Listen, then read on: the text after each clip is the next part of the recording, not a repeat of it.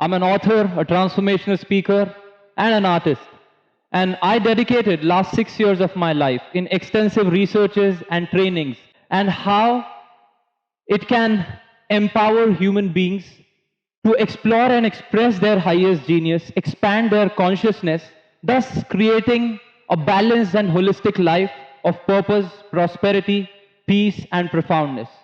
And as I immerse myself in this journey, in these studies and practices, the revelations and discoveries that happened to me not just transformed my life, but empowered me to touch, teach, and transform thousands of people across the globe through my speeches and seminars, workshops, and webinars.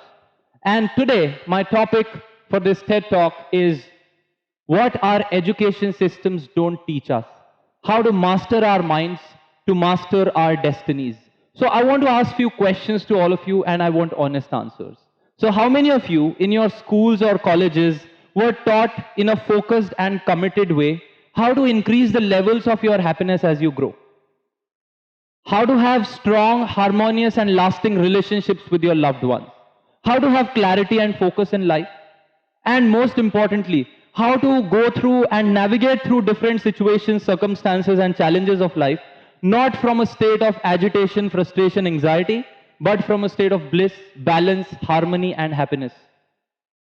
Very few people could say yes to that. And that's quite ironic because everything which we have done in our lives, whether it's getting educated, getting a job, creating a business, having a family, buying that dream house or that dream car, we did everything in pursuit of happiness.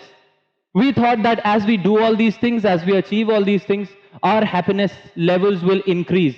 But if that equation is really true, then our present levels of happiness must be at least 10 times than what it was when we were 5 or 6 years of age. Now, what is the reason? Why is this not happening? There might be something fundamentally wrong with the system which we must question. So our education systems were created by British, not for our genius, our joy, our blissfulness to blossom, but for us to become sincere, obedient slaves of the Her Majesty services. Now the Her Majesty is gone, but we are still following the slavery. When I take my seminars and workshops in top corporates, colleges, people secretly come to me and confess that everything which they have, their relationships, their work, their business, everything has become a reason for their stress and anxiety, and happiness seems to be really elusive. And they have concluded that stress is a part of life, which is not true. Let me tell you, today 70% of the diseases are psychosomatic in nature, which means they are caused by stress, anxiety, or negative emotions, which includes blood pressure, diabetes, thyroid problems, cancer, and many more. Now, this might be quite alarming for a lot of you, but the good news is if these diseases can be caused by stress, anxiety, they can also be cured by blissfulness, joy, kindness, and compassion. But our education systems have ignored the most fundamental aspect of our life, which is our own well-being. And I'm no different. I was a part of the same system since till the year 2014.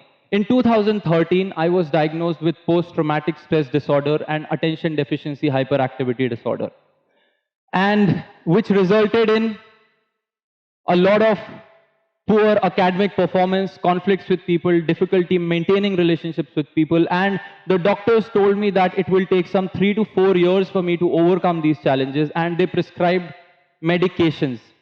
Now, I decided that I'm not going to drug myself with chemicals, but instead find higher and holistic solutions for my healing. And I chose meditation over medication. And just within 3 to 4 months of doing proper meditative practices and living in a monastery under a conducive and supportive environment, my PTSD and ADHD left me, never to come back again. And armed, emboldened, and empowered with these experiences of self-healing and transformation, I started to create methods, tools, and systems with the help of which every individual can effortlessly move beyond their daily life stress, anxiety, transcend the baggages of their past, and create a life of purpose, prosperity, peace, and profoundness. Now, today I'm going to discuss one such method which I formulated called the MGA method, or simply the mega method. And the first part of our MGA method is a much abused, misused M word called meditation, which I'm using with a lot of reluctance and hesitation.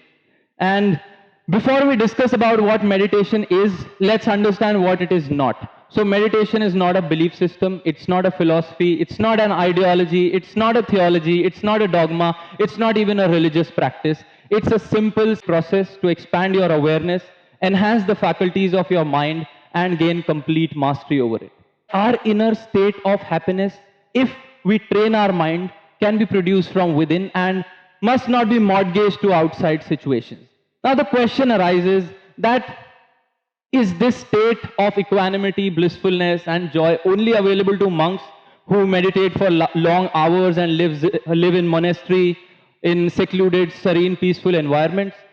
Our brains and the circuits in them are not fixed and can be changed and trained with systematic practice in remarkably rapid period of time, regardless of one's age, environments, and what situations they might be going through in their lives.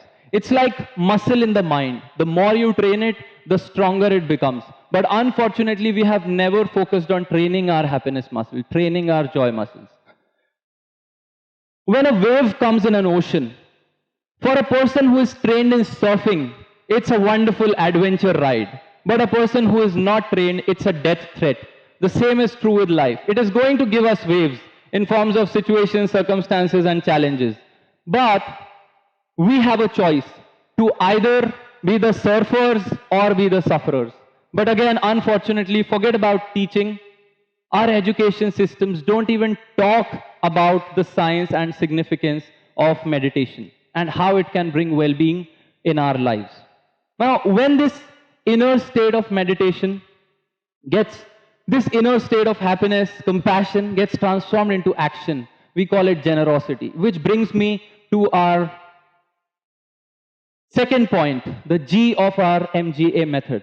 Now, generosity is the most effective way of activating the circuits in our brain responsible for positivity, responsible for inspiration and fulfillment. I experienced generosity in its deepest dimensions while I was living in monastery, serving hundreds of people every single day, serving food to poor and needy, to people with physical disabilities, helping and assisting in building of eco-friendly villages, making natural habitats plastic and garbage free, and serving victims of natural calamities. And I could do all these things for hours with absolute intensity and involvement, care and compassion, without going through even an iota of stress and anxiety and all negative behaviors or negative emotions. And that was a complete miracle for me. I never experienced that before in my life. And that proved that stress is not a part of life. It can be overcome. And as this experience of generosity deepened within me, I made sure that my work, my mission, and my life is just an expression of this emotion of generosity, because I feel that there is no higher freedom and there is no deeper fulfillment than selflessly serving our fellow human beings. But again, forget about teaching. Our education system don't even pay slightest of attention to educate us about the power and practice of generosity and how it can help us to create well-being for ourselves and people around us.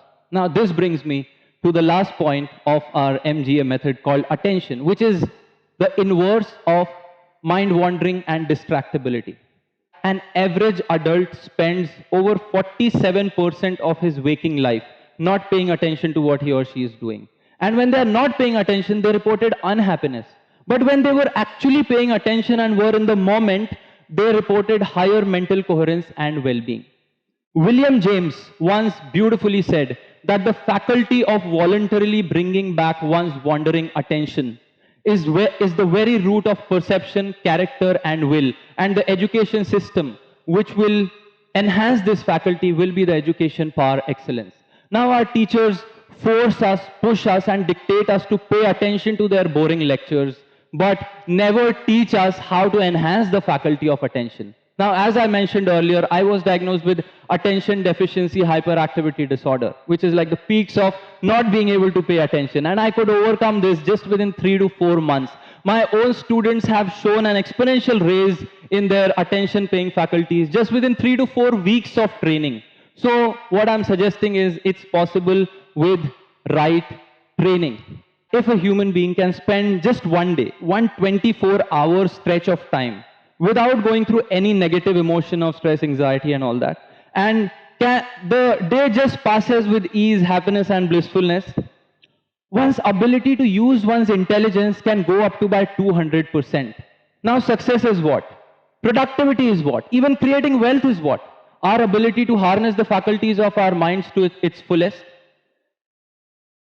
And therefore, I can say that maybe the most successful people in this world are not the happiest, but the happiest people in this world are bound to be successful in whatever they do.